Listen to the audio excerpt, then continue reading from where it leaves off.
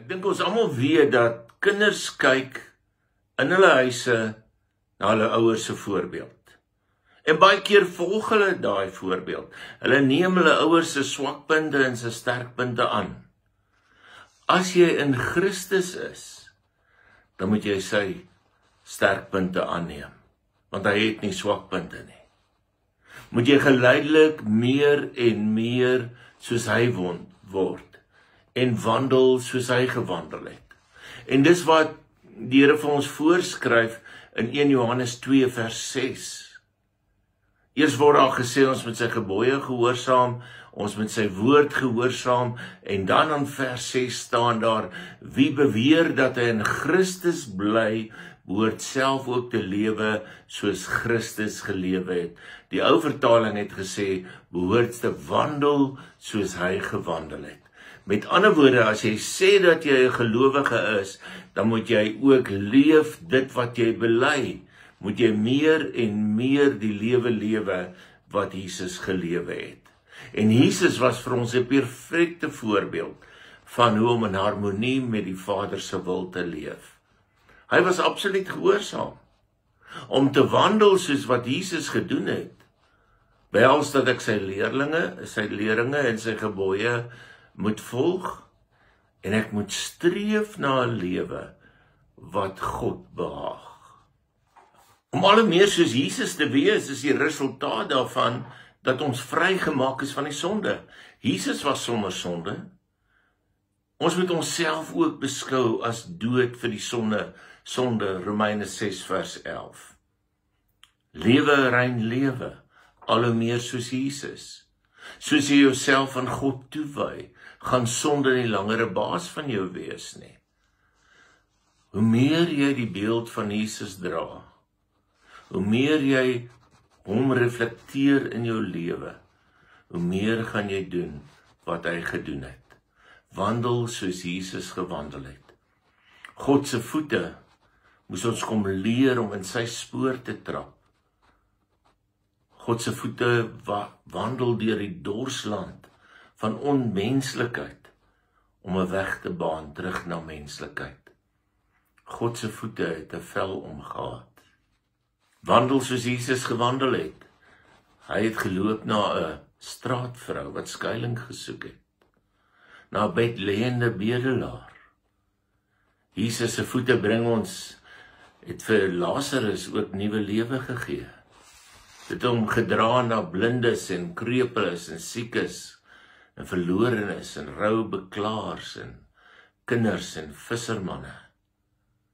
Jesus se voete oorbrug die kloof van onmenslikheid. En dis daardie voete wat in jou hart moet dans. Om soos Jesus te wandel, moet ons ook liefde uitstraal na ander, want dis wat hy gedoen het. Ons moet nie kwaad met kwaad vergeld nie. Ons moet diensbaar wees. Jesus Christus het 'n rein hart gehad, 'n vlekkelose karakter. God wil jou ook so maak. Jesus se oor was so ingestel, dat hy niemand se geroep om hulp, of 'n versoek, wat ook al dit was, gemis het nie. God wil jou sulke ore gee. Sy genade was so oorvloedig, dat hy nooit 'n kans verby laat gaan het, om iemand te vergewe nie. God se vergifnis moet so in jou lewe seëvier. Geen leuen het oor sy lippe gekom nie. God wil ons lippe so verander. Hy het uitgereik na hulle wat verstoot is en verwerp is. Ons moet dieselfde ook doen. Om Jesus se lewe uit te beeld, om hom uit te beeld, om hom te weerspieël, behels getrouheid en integriteit, ook in ons verhoudings en ons verbintenisse. Die mees effektiewe prediking kom van diegene wat die dinge wat hulle sê beliggaam. Hulle is hulle boodskap. Hulle leef dit wat hulle bely. Christene moet lyk soos dit waaroor hulle praat. Mense wat nie noodwendig woorde of idees kommunikeer nie, maar jy kom die egtheid binne in hulle agter, Diep in hulle kommunikeer hulle daardie persoonlike geloof. Dis om te wandel soos Jesus gewandel het. Dink net, as elke Christen in hierdie land soos Jesus Christus geleef het, dan sou Suid-Afrika heeltemal anders te gelyk het. Nou, ons kan baie praat daaroor om te wandel soos Jesus gewandel het, om sy beelddraer te wees. Maar is dit regtig haalbaar? En dan moet ons vir mekaar sê, in ons eie krag is dit nie haalbaar nie. Maar God het sy Heilige Gees vir ons gegee, om in ons te woon, en ons van binne af te verander, om ons krag te gee, om juis so te leef, dat God verheerlik word, en Jesus weerspieël word. Dis net jou keuse of jy dit wil doen of nie. Want ons moet God verheerlik in alles wat ons doen. Ons moet wandel soos wat Jesus gewandel het. Ons kan nou baie praat oor preek, ons kan baie praat oor getuig, oor godsdienstige traktaatjies te gaan uitdeel. Al daai goed is baie belangrik en ons het al voorheen daaroor gepraat. Volgende wil ek vir jou sê, die Here wil jou gebruik om sy beeld uit te dra. Jy moet die werktuig vir die Here wees. Jy moet Christus se weerkaatsing in die wêreld wees. Leef wat jy bely. Leef soos Jesus geleef het.